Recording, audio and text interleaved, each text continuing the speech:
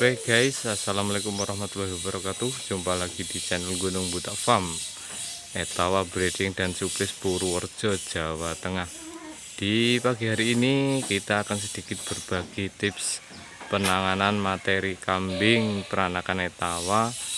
Itu kebetulan di salah satu kandang kami. Di salah satu kandang kami itu kedapatan satu ekor kambing indukan yang terkena penyakit mastitis atau lebih dikenal dengan penyakit kanker susu. Ini kebetulan di depan layar kita itu udah ada satu ekor indukannya yang terkena gejala mastitis. Jadi kanker itu ada yang jinak, ada yang ganas. Ketika nanti kita semua sahabat ternak menemui penyakit atau dengan ciri-ciri tersebut, nanti kita mungkin di video kali ini akan sedikit berbagi tips penanganan ketika menemui hewan ternak kita mengalami gejala penyakit seperti itu. Tapi sebelum lanjut ke video berikutnya, untuk sahabat ternak dimanapun berada, jangan lupa di like, share sebanyak-banyaknya jika video ini bermanfaat. Semoga nanti bisa memberikan informasi-informasi seputar penanganan peternakan di salah satu sektor peternakan kambing. Jadi untuk teman-teman semua terus simak video dari kami, barangkali nanti bermanfaat. Kita akan kasih review step by step untuk cara penanganan secara alami, biar tidak tertinggal informasi-informasi yang detail dan real. Tuh teman-teman. Jadi nanti kita akan review, kita penanganan secara alami, bahan apa saja yang kita gunakan, yang menurut kita itu sedikit bisa meminimalisir rasa sakit yang dirasakan si kambingnya. Jadi untuk teman-teman semua itu kita hanya mengasih tata cara atau tips penanganan secara alami. Oke, bahan apa saja langsung simak video kali ini. Oke, Bolo, ini di depan kita itu udah ada satu wadah yang berisi air yang kita kasih daun sirih. Itu kita petik secukupnya, terus kita rebus di atas api sampai mendidih. Setelah mendidih, kita kasih campuran air secukupnya agar tidak panas. Nah, fungsinya untuk daun sirih ini sendiri itu bisa nanti simak terus video dari kami. Sebenarnya manfaat dari rebusan daun sirih ini sendiri yaitu antibiotik. Antibiotik secara alami menurut dari kedokteran itu. Jadi sebenarnya setelah dengan menggunakan bahan-bahan alami ini, dengan kita menggunakan bahan-bahan alami ini, ya setidaknya itu tidak cukup sekali atau dua kali proses atau penanganan. Tetap semua itu butuh proses. Jadi intinya ini hanya bahan-bahan alami yang harus kita rutin setiap hari sebelum kambingnya itu benar-benar sembuh, teman-teman. Jadi fungsi dari rebusan air daun sirih ini sendiri yaitu untuk mengompres si ambing atau puting susu yang terkena mastitis. Nah, dari sisa untuk mengompres ini dari luar, pengobatan dari luar, itu air rebusan ini juga bagus diminumkan untuk kambing itu sendiri. Jadi kita penanganan melalui luar dan dalam. Walaupun itu tidak secara langsung kita oleskan atau kita minumkan, kambingnya itu langsung sembuh. Jadi intinya kita berbagi tips itu hanya cara penanganan dan semoga syukur-syukur satu kali dioles langsung ada kambing itu menjadi lebih baik atau lebih sehat gitu. Tapi biasanya karena alami itu perlu proses Bolo. Jadi intinya kita tetap semangat dalam menangani hal apapun. Nanti dari sisa buat ngompres ambingnya itu kita kasih ke kambingnya, disepetkan atau syukur sendiri mau kambingnya itu mau minum, mau minum. Tapi efek samping dari kambing itu minum rebusan air daun sirih ini, itu biasanya untuk produksi ASI atau air susunya itu pasti berkurang bolong. Dan nanti lama-kelamaan itu kalau kebanyakan kita minumi air rebusan daun sirih, itu biasanya biasanya produksinya yang jelas satu eh, berkurang. Nanti setelah lama-kelamaan kalau dia membaik, biasanya itu langsung kering. Jadi ketika nanti menemui kekeringan pada ambing susu itu malah justru nggak apa-apa. Kemungkinan nanti ketika dia beranak yang berikutnya itu akan kembali normal. Oke, Bolo yang masih setia di video kami, ini ciri-ciri ambing susu kambing yang terkena mastitis. Alhamdulillah kita masih diberi kesempatan untuk belajar menangani kambing yang terkena gejala penyakit mastitis atau kanker susu. Untuk teman-teman sendiri bisa lihat itu, yang kanan itu dulu sempat terkena mastitis, teman-teman. Tapi dengan kita telaten dalam penanganannya itu, alhamdulillah hasilnya membaik dan kembali normal. Itu dulu lebih besar daripada yang teman-teman lihat di video kali ini. Kalau yang kiri ini kan karena dia membengkak, jadi ambingnya itu jadi membesar. Dan dia itu keras, teman-teman. Di ambingnya itu keras.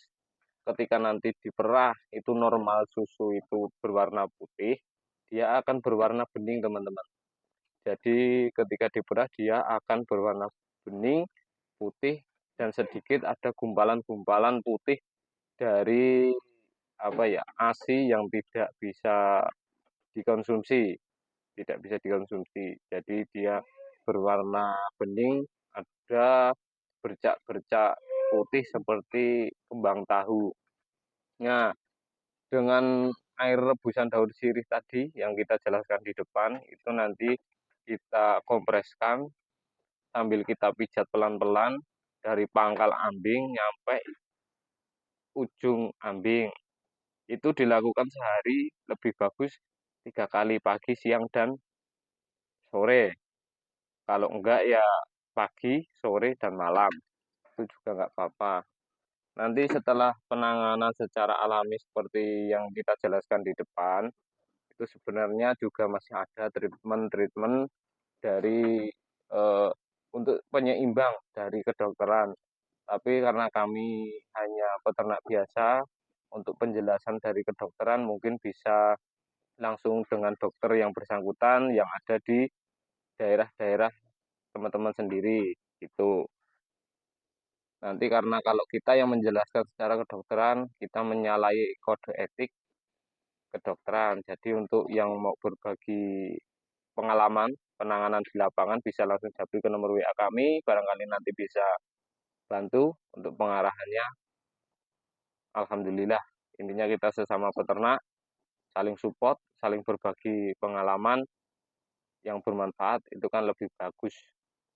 Oke, kalau video dari kami itu bermanfaat, pokoknya jangan lupa di like, share sebanyak-banyaknya, agar teman-teman yang di luar sana bisa merasakan manfaat ilmu dari kami gitu. Kita langsung lanjut dalam penanganannya seperti apa, Bolo. Itu nanti bisa teman-teman simak video dari kami. Oke, teman-teman yang masih lanjut di video kami, ini tadi bahan-bahan yang kita gunakan, rebusan air daun sirih. Ini kalau kambingnya mau minum sendiri lebih bagus, kita tidak repot untuk menyepetkan.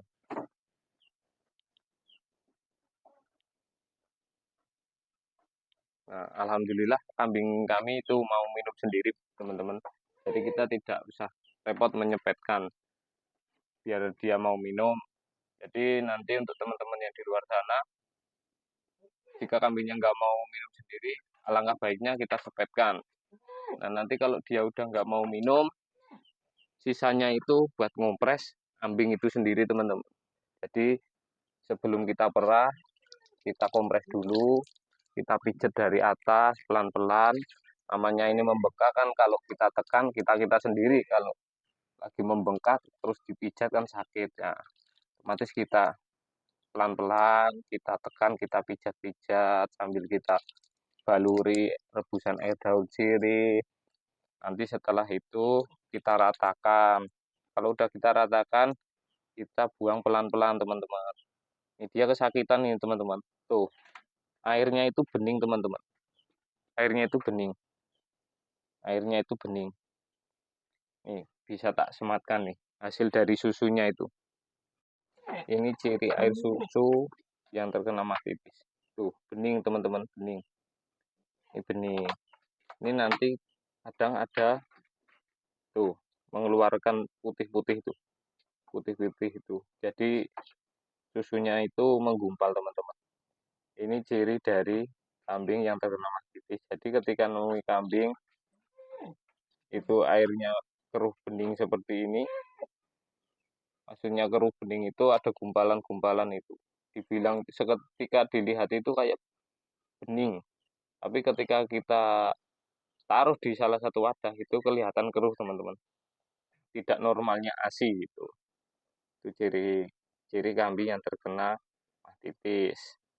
Tapi beda lagi ketika dia apa mengandung di usia 2 atau 3 bulan itu biasanya juga dia air susunya putih bening tapi pliket. Kalau ini beda teman-teman. Ini beda. Dia pembentukan kolestrum itu pertama kan pasti bening, agak keruh lama kelamaan menjadi kuning menjadi kolestrum. Tapi itu nanti gampang kita berbagi di video yang akan datang lah teman-teman. Kalau ini kita fokus ke penanganan kambing yang terkena mastitis. Oke teman, itu ciri-ciri kambing yang terkena mastitis. Untuk teman-teman semua terus simak penanganan secara alami, semoga bermanfaat. Nanti bisa dipraktekkan sendiri. Oke teman-teman, itu tadi ciri-ciri air susu yang terkena mastitis. Pokoknya jangan bosen-bosen, kita tangani, kita kompres, itu kita buang sehari 3 kali, insya Allah nanti hasilnya dia akan sembuh teman-teman, akan sembuh. Jadi ambingnya itu dia itu keras karena pembengkakan. Jadi kita intinya sudah berusaha, semoga berhasil seperti yang sudah-sudah. Karena kanker itu juga ada yang ganas, ada yang jinak. Ketika menemui yang jinak seperti ini, kita harus bersyukur. Tapi kalau yang ganas, itu Allahu alam ya. Kita nggak tahu, yang penting yang ganas atau yang jinak itu penanganannya sama. Kita kompres, kita buang, dan nanti ada tambahan obat tertentu itu nanti itu secara kedokteran teman-teman. Ada vitamin dan lain-lain, tapi itu alangkah baiknya silahkan minta panduan dari dokter di sekitar wilayah teman-teman semua.